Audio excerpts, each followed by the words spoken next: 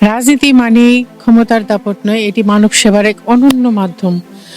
আর সমাজ উন্নয়ন এবং পরিবর্তন সব একই সুতোয় গাঁথা। পরিবর্তনের পথে আমরা খুঁজছি একজন খাঁটি দেশপ্রেমিক এবং মাটি ও মানুষের নেতা। ভোটের গাড়ি অলরেডি চালু হয়ে গিয়েছে। সামনে আসছে ত্রয়োদশ জাতীয় সংসদ নির্বাচন। আমি শাবনাজ জেবা আপনাদের সাথে আছি জোনাকি টেলিভিশনের সমসাময়িক আয়োজন সেবার রাজনীতি পরিবর্তনের পথে অনুষ্ঠানে। আজ কথা বলবো নরসিংদী 4 তথা বেলাব মনোহর দিনে গঠিত আসনের প্রার্থী জনাব সর্দার সাখাওয়াত হোসেন বকুল সাহেবের সাথে। উনি জনগণের মতামত এবং জনগণের কল্যাণে কাজ করার অঙ্গীকার নিয়ে এবার ভোটের রাজনীতিতে নেমেছেন।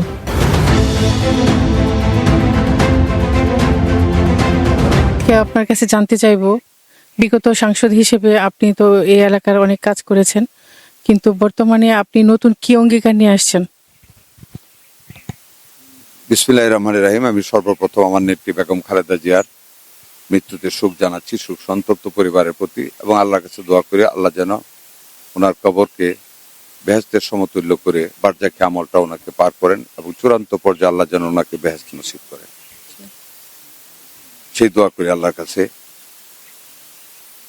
নতুন পরিবর্তিত বিশ্বের সাথে তাল মিলিয়ে জুলাই যে বৈষম্য বিরোধী ছাত্র জনতার আন্দোলনের যে সেন্টিমেন্ট এবং ৭১ মুক্তিযুদ্ধের চেতনাকে লালন করে আমাদের নতুন নবযাত্রায় নতুন নেতৃত্ব, আমাদের ভারপ্রাপ্ত চেয়ারম্যান জনাব তারেক রহমানের নেতৃত্বে এবং ঘোষিত ৩১ দফার ভিত্তিতে আমাদের সর্বপ্রথম সবচেয়ে গুরুত্বপূর্ণ দায়িত্ব এই দেশের যুব সমাজকে এমনভাবে গড়ে তোলা যাতে করে নতুন বাংলাদেশের দায়িত্ব তারা একদিন নিতে পারে। নতুন যুব সমাজকে নেশা এবং মাদকের হাত থেকে রক্ষা করা এবং তাদের সময় উপযোগী চাকুরির ব্যবস্থা করা, শিক্ষাকে চাকুরির মুখোমুখি করা, চাকুরি দিতে পারে এমন শিক্ষা তাদেরকে দান করা, এটি আমাদের সবচেয়ে বড় লক্ষ্য, এবং সকল দুর্নীতির হাত থেকে যুব সমাজকে রক্ষা করে ভবিষ্যতের জন্য তৈরি করা আমাদের সবচেয়ে বড় লক্ষ্য।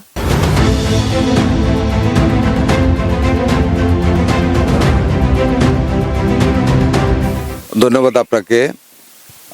বর্তমান নির্বাচনকে সামনে নিয়ে আপনি যে চ্যালেঞ্জের কথা বলেছেন, আসলে নির্বাচন জিনিসটাই চ্যালেঞ্জের।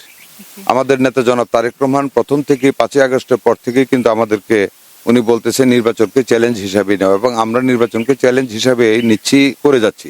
তবে এটুকু বলতে পারি, আমাদের বিগত দিনের যে ইতিহাস বা বর্তমান নতুন বিশ্বে আমাদের নেতা জনাব তারেক রহমানের যে বক্তব্য, যে চিন্তাধারা জনগণকে নিয়ে, বা একটু আগে যেটা বললেন যুব সমাজকে নিয়ে বা নারী জাতিকে বৈষম্যের হাত থেকে রক্ষা করার জন্য আমাদের বিভিন্ন ভাবে ৩১ দফার ভিতরে জাতীয় এবং দেশটার উন্নয়ন কল্পে যে এই কথাগুলি বলা হয়েছে সেইগুলি জনগণের কাছে অত্যন্ত সমাদৃত হয়েছে। সেই দিক থেকে আমি মনে করি আমরা নির্বাচনকে চ্যালেঞ্জ হিসেবে নিয়েছি, তবে ইনশাল্লাহ আমরা জনগণের সর্বত সহযোগিতা আমরা জয়লাভ করবো আশা করি ইনশাল্লাহ।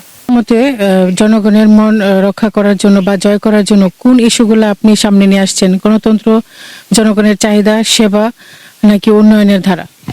ধন্যবাদ আপনাকে। জনগণের মনকে জয় করার জন্য বা জনগণকে আত্মসন্তুষ্টি প্রদানের লক্ষ্যে যে কাজগুলি একজন সংসদ সদস্যর কাছ থেকে বাংলাদেশের প্রেক্ষাপটে মানুষ আশা করে, সেই কাজগুলি আমি অতীতে এমপি ছিলাম তখনও করেছি, ভবিষ্যতে করব। ভৌত অবকাঠামোর উন্নয়ন, যোগ্য সন্তানদেরকে চাকরির ব্যবস্থা করে দেওয়া, সকল দুর্নীতির ঊর্ধ্বে থেকে বিদ্যুতের ব্যবস্থা, যেটা আমি আগে শতভাগ করেছি। আবার নতুন ভাবে যদি ভৌত অবকাঠামো উন্নয়নে আরো যে কাজগুলি আছে, ব্রিজ, কালভার্ট, সুইচ গেট, রাস্তাঘাট পাকা করা, ওয়াকওয়ে পাকা করা, এই কাজগুলি উন্নয়ন করে, এটা একটা দিক। তবে বর্তমান দেশের পরিস্থিতিতে যে জিনিসটা সবচেয়ে বেশি কষ্টের সাথে অনুভব করতেছি সেটা হলো নেশাগ্রস্ততা পিতামাতাকে অত্যন্ত কষ্ট দিচ্ছে, এবং অনেক অভিভাবক আমাদের কাছে আসে তার সন্তানের বিচার করার জন্য। এই যে একটা বেদি আমাদের সমাজে ঢুকেছে, আমি মনে করি আমাদের প্রথম দায়িত্ব, এবং আমি সেটা চ্যালেঞ্জ হিসেবে নিয়েছি, আল্লাহ যদি জনগণের ভোটে আমাকে এমপি বানান, আমি আমার বেলাব মনোহরদী থেকে নেশাকে চিরতরে নির্মূল করার যত রকম পদক্ষেপ আছে সকল ভালো মানুষগুলিকে, যুবক যুবতীদের নিয়ে আমি সেই বিপ্লব ঘটাবো, এটা আমার ওয়াদা। জনগণের সন্তুষ্টির জন্য তাদের যেসব সন্তানরা শিক্ষাগত যোগ্যতা নিয়েও চাকরি পাচ্ছে না, বেকার জীবন যাপন করে বিভিন্নভাবে সমাজে নষ্ট হয়ে যাচ্ছে, তাদেরকে যে কোনো পর্যায়ে সরকারি বেসরকারি ভাবে চাকরির ব্যবস্থা করে দিয়ে পিতামাতাকে দায় মুক্ত করতে হবে। সেটা হচ্ছে বিগত সরকারের আমলে নরসিংদী 4 বেলাবা মনোহরদী যেহেতু আসন, কিন্তু মনোহরদীর তুলনায় বেলাবাবাসী দেখা গেছে সবসময় বৈষম্যের একটা শিকার হয়েছে। তো এই বৈষম্যটাকে আপনি কিভাবে নিরূপণ করবেন? 91 সনে তখন আমাকে টেস্ট করার জন্য তৎকালীন নির্বাচন পরিচালনা কমিটির সভাপতি বাজনা ইউনিয়নের সাবেক চেয়ারম্যান শহীদ সাহেব এই প্রশ্নটি আমাকে করেছিলেন যে বেলাবতে তো কম পাচ্ছে। পরে আমি হিসাব করে দেখিয়েছিলাম যে মনোহরদীর জনসংখ্যা এবং ইউনিয়নের তুলনায় বেলাবত যা পাওয়া উচিত ছিল তার চেয়ে ডাবল পেয়েছে। এবং আপনি যদি আমার গত 2 টার্মের এমপিগিরি হিসাব দেখেন, শুধু এক পুরাতন ব্রহ্মপুত্র উপরে 5টা বড় বড় ব্রিজ করি। তো সরকার আমলে তো সকল মানুষই মানে বঞ্চিত হয়েছে, আমি এই ব্যাপারে বলতে চাই না, কারণ আমি খুব একটা মানুষের গিবদে বিশ্বাস করি না। তবু এটুকু বলবো যে সারা বাংলাদেশের মানুষই তো বঞ্চিত হয়েছে ভোটের অধিকার থেকে, প্রথমে এটি বিগত সরকারের আমলে। আর বেলাবো থানা তো মানে সব থানায় বঞ্চিত হয়েছে, সকল মানুষ বঞ্চিত হয়েছে। ভোটের অধিকার মানুষের সবচেয়ে বড় অধিকার, সেইটা থেকে মানুষ বঞ্চিত হয়েছে, মানুষ গুম হয়েছে, খুন হয়েছে, মানুষের জমি জমা জোর করে নিয়ে গেছে। কাজেই বঞ্চনার ইতিহাসের কোনো শেষ নাই। এটা একটা থানা ধরে বলে কোনো লাভ নেই। বঞ্চিত বেলাবো হয়েছে, মনোহরদী হয়েছে, সকল মানুষ বঞ্চিত হয়েছে। যে বেলাবরের জন্য আমার একটা আলাদা টান আছে, কারণ বেলাবরের মানুষ মনোহরদীর চেয়ে আমাকে বেশি ভালোবাসে। এটা আমি মনোহরদীর মানুষকে বলি, and they feel proud of it যে মনোহরদীর সন্তানকে বেলাবরে তারা ভালো কর্মের জন্য বেশি ভালোবাসে। এটা আমি কন্টিনিউ করবো ইনশাল্লাহ। এবং বেলাবরের জন্য আপনি আগামীতে দেখবেন, আমি তো বলেছি বিন্নাবাদকে একটা দ্বীপাঞ্চল, বিন্নাবাদকে আমি নতুন রূপে নতুন বইয়ের মতন সাজাবো, যাতে মানুষ বেড়াতে যায় ওখানে। এবং ইব্রাহিমপুর যেটা সল্লাবাদের আমি মুক্তিযোদ্ধার চত্বর করে এসেছিলাম, ওইটাকে আমি কালিকা প্রাসাদের সাথে আরেকটা পর্যটন এলাকা নদীর উপরে ফ্লোটিং ব্রিজ করে সেটা আমি করবো। এটা আমার প্ল্যান আছে, বিভিন্ন ভাবে কাজ করব। দেখবেন আমি কি কাজ করি বেলাবরের জন্য। তোমাকে আমার সর্বশেষ প্রশ্নটা হচ্ছে, দীর্ঘ যে রাজনৈতিক পরিস্থিতিতে তরুণদের নিয়ে আপনার যে কার্যকলাপ, সেটা আপনি বলেছেন যে মাদককে নিয়ে কাজ করবেন, তাছাড়া তরুণদেরকে আপনার পক্ষ থেকে তাদের জন্য একটা বার্তা যদি আপনি দিতেন। দেখুন, তরুণদের ব্যাপারে আমি আগে আপনাকে বলেছি, আমাদের নেতা ভারপ্রাপ্ত চেয়ারম্যান জনাব তারেক রহমান তরুণ প্রজন্মের পূর্ণ চিন্তাধারাটাকে কিন্তু অন্তরে ধারণ করে কাজ করে যাবেন। আপনি যদি বেগম খালেদা জিয়ার আমাদের নেত্রী জানাজার মাঠটা দেখেন, আপনি লক্ষ্য করেছেন আমাদের নেতার বাম দিকে কে ছিল? তরুণ প্রজন্মেরই একজন নতুন রাজনীতিবিদ নাহিদ সাহেব। This is the exposure. এটাই কিন্তু আমাদের অন্তরের কথাকে প্রমাণ করে যে আমরা তরুণদেরকে মানে সামনের সারিতে দিতে চাই। আমাদের তো বয়স হয়ে গেছে, দেশটাকে বাঁচাতে হবে।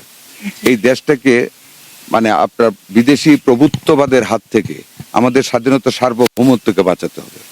আমাদের 18 কোটি মানুষের অভিভাবক ছিলেন বেগম খালেদা জিয়া, যার হাতে স্বাধীনতা সার্বভৌমত্ব অত্যন্ত মানে সুদৃঢ় অবস্থায় রক্ষিত ছিল।